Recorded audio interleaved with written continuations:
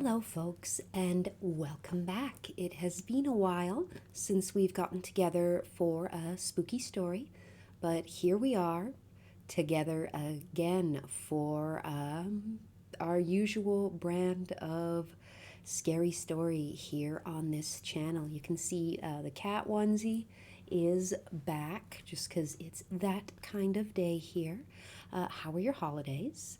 I hope they were productive and restful, whatever that sort of looks like for you. I know a lot of people find it to be really not very relaxing time of year. So hopefully, wherever you are, you can get some rest if that was the case for you. And thank you for choosing to spend some time with me here today on my channel.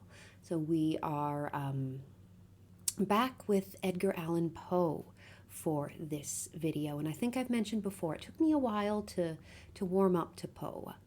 I think probably because I started with the fall of the House of Usher, and I think I've mentioned it before, but my main criticism of that story is that if you're that worried that you've accidentally buried your sister alive, she's in a crypt. She's not sort of buried, 6 feet under a bunch of dirt, however many hundreds of pounds the amount of dirt on top of a grave weighs. I could look that up maybe.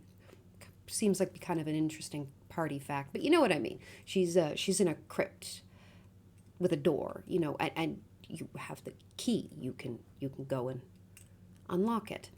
But I've warmed up to him since reading some of his other things, and I will be reading off of my iPad today, just as an experiment to see for me personally if it's easier reading off of this versus off of the desktop screen. So this is purely for my own knowledge and experimentation.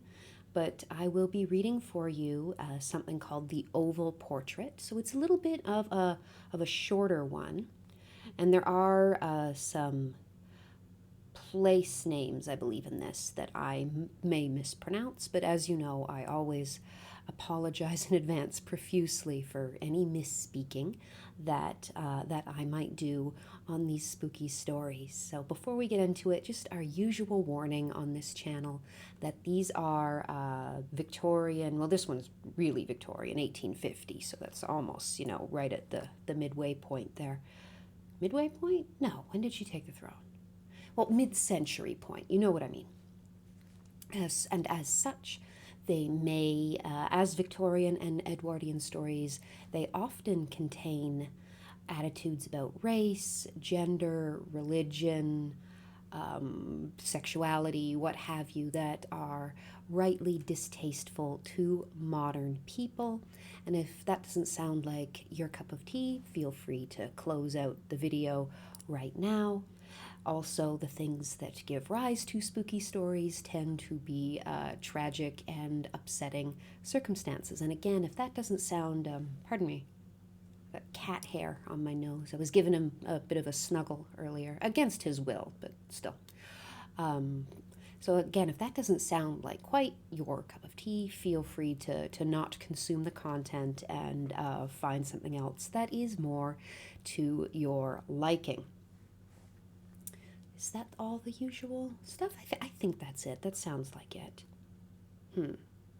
Yeah, probably. If anything specific comes up that I don't remember from the pre-read, I will let you know as we go on. But otherwise, please enjoy with me The Oval Portrait by Edgar Allan Poe, and whatever random comments and connections come into my head while I'm reading. So here we are, The Oval Portrait. The chateau into which my valet, well, man, I mean, we're already in Fantasyland. Oh, my chateau and my valet had ventured to make forcible entrance. Ooh, breaking and entering, always a good start to a story. Rather than permit me, in my desperately wounded condition, oh, okay, fair enough, to pass a night in the open air, was one of those piles of, oh, here's already a word that was one of those piles of commingled. It says commingled. Look it up, whatever. Was one of those piles of commingled gloom and grandeur which have so long frowned among the Apennines. Not less, in fact, than in the fancy of Mrs. Radcliffe, which he's making a reference to Radcliffe, an author of, I believe, the late 18th and maybe very early 19th century, who is really regarded as one of the, she was really one of the pioneers of the Gothic genre. Her stuff is very, very good. It's a bit long though, so if I were to read one of hers, it would definitely have to be a multi-part series. To all appearance, it had been temporarily and very lately abandoned. We established ourselves in one of the smallest and least sumptuously furnished apartments. It lay in a remote turret of the building. Its decorations were rich, yet tattered and antique. Its walls were hung with tapestry and bedecked with manifold and multiform armorial trophies, together with an unusually great number of very spirited modern paintings in frames of rich golden arabesque. In these paintings,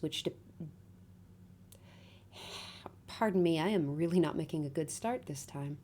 In these paintings, which depended from the walls not only in their main surfaces, but in very many nooks which the bizarre architecture of the chateau rendered necessary. In these paintings, my incipient delirium, perhaps, had caused me to take deep interest. I mean, maybe not when I'm sick, but I've definitely been that high. So that I bade Pedro to close the heavy shutters of the room, since it was already night, to light the tongues of a tall candelabrum which was stood by the head of my bed, and to throw open, far and wide, the fringed curtains of black velvet which enveloped the bed itself. Ooh, fancy. Maybe someday I can live in a home where I can have a bed with fringed black velvet curtains. Sounds nice. I wished all this done that I might resign myself, if not to sleep, at least alternatively to the contemplation of those pictures, and the perusal of a small volume which had been found upon the pillow, and which purported to criticize and describe them. I don't know, if you're already sick, do you want to just... I mean, I'm all ready to criticize, saying, hey, if you're not feeling so great and you're wounded and delirious, maybe don't look at the creepy old portraits, but that absolutely sounds like something I would do, so I probably shouldn't criticize. Long I read, and devoutedly I gazed. Pardon me, I've been sick myself recently, so I'm still a little bit congested. Rapidly and gloriously the hours flew by, and the deep midnight came. The position of the candelabrum displeased me, and outreaching my hand with difficulty, rather than disturb my slumbering valet, I placed it so as to throw its rays more fully upon the book. Yeah, don't read in too low a light, it's bad for your eyes, she says with one ring light turned off to the side. Do as I say, not as I do. But the action produced an effect altogether unanticipated.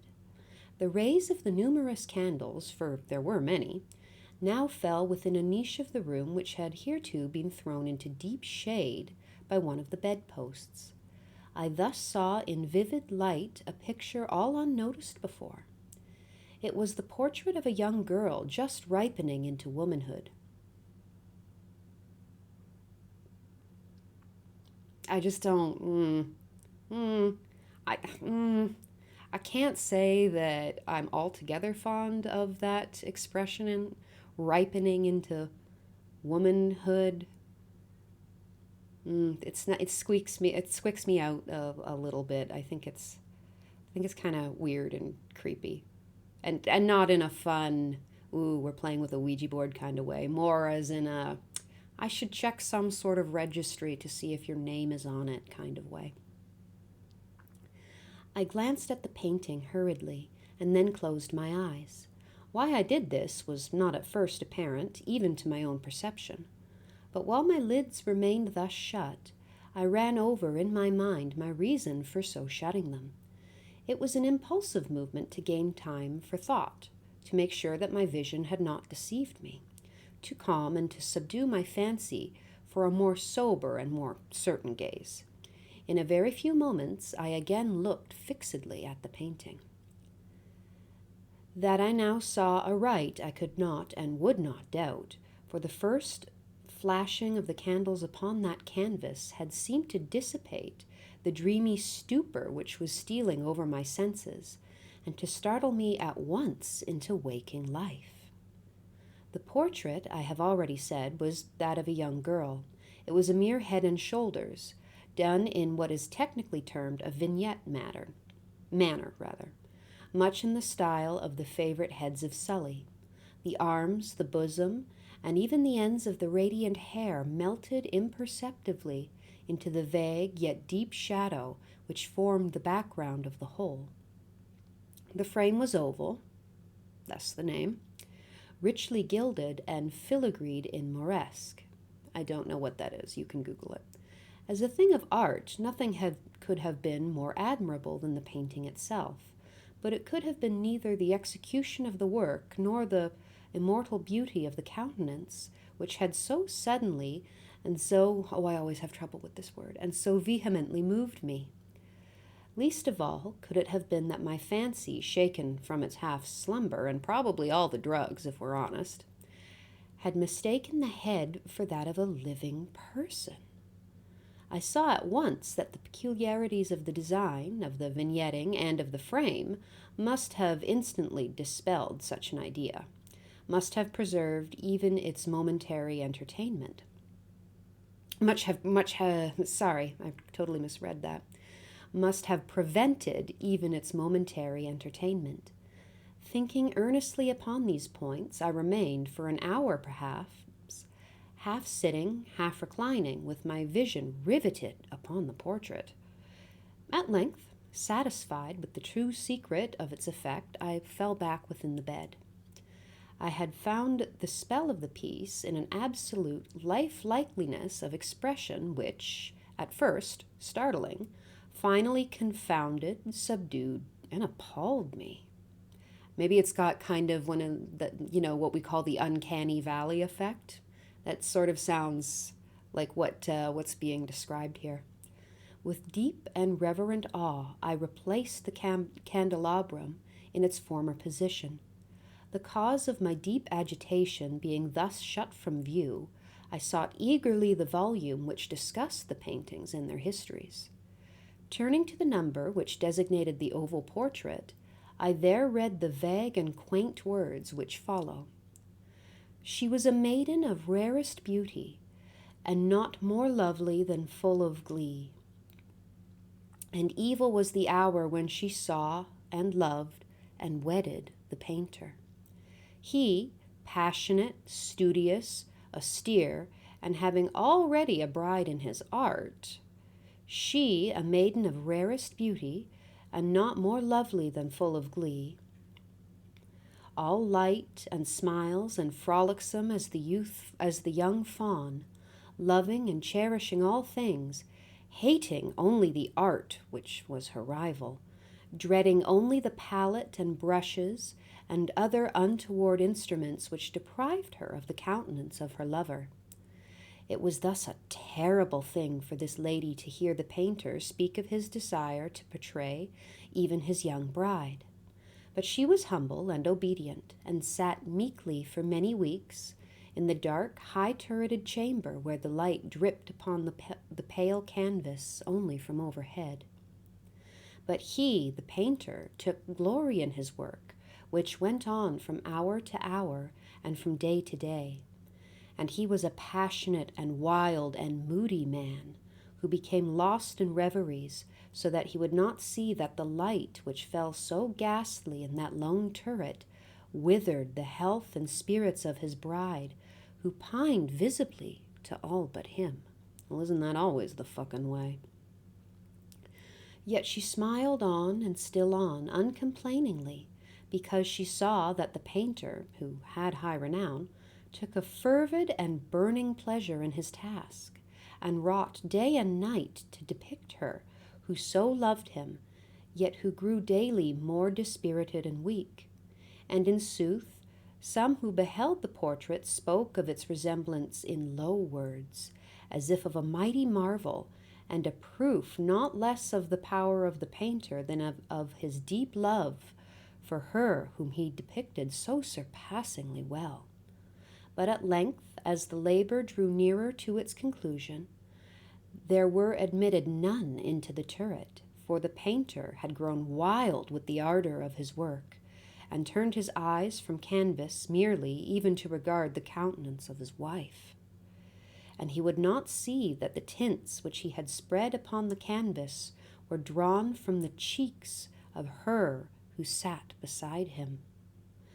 And when many weeks had passed, and but little remained to do, save one brush upon the mouth, and one tint upon the eye, the spirit of the lady flickered up as the flame within the socket of the lamp. And then the brush was given, and then the tint was placed, and for one moment the painter stood entranced before the work which he had wrought. But in the next, while he yet gazed, he grew tremulous and very pallid and aghast, and crying with a loud voice, "This is indeed life itself!" turned suddenly to regard his beloved. She was dead. And that is The Oval Portrait by Edgar Allan Poe. Pardon me, I just need a drink. That's better. Yeah, just a quick one, a shorter one to get us back into it. It always seems to be a bit of a trope in these stories, doesn't it? That no matter who's doing the thing, the husband, the wife, the child, the parent, whatever, they never know. In the words of whoever wrote that song, you never know what you've got till it's gone. Pave paradise and put up a parking lot. Is that Sarah McLachlan? I have no idea. Alanis Morissette? I don't know. It doesn't matter who it is. But you know what I mean. Yeah, literally stealing your partner's life essence by creating this painting. And that's not the only example of this happening in 19th century Gothic / romantic literature. You see bits of that, admittedly with quite a different twist, in something like The Portrait of Dorian Gray. There's also, I forget who wrote it. Maybe I'll read it on this channel at some point. But The Old Portrait, which is a sort of semi-vampiric short story that actually opens in a kind of with kind of a similar premise, with a portrait of a beautiful young woman. So it's definitely a thing. It's like it's not like it is sort of a known and used trope. You can probably still find it in modern horror and Gothic literature and horror films and that kind of thing. So I hope you enjoyed it. As always, if you have a request, just pop it in the comments below. And I hope you and your loved ones are safe and well, and I hope we get a chance to spend some time here again together very soon. So, goodbye, folks.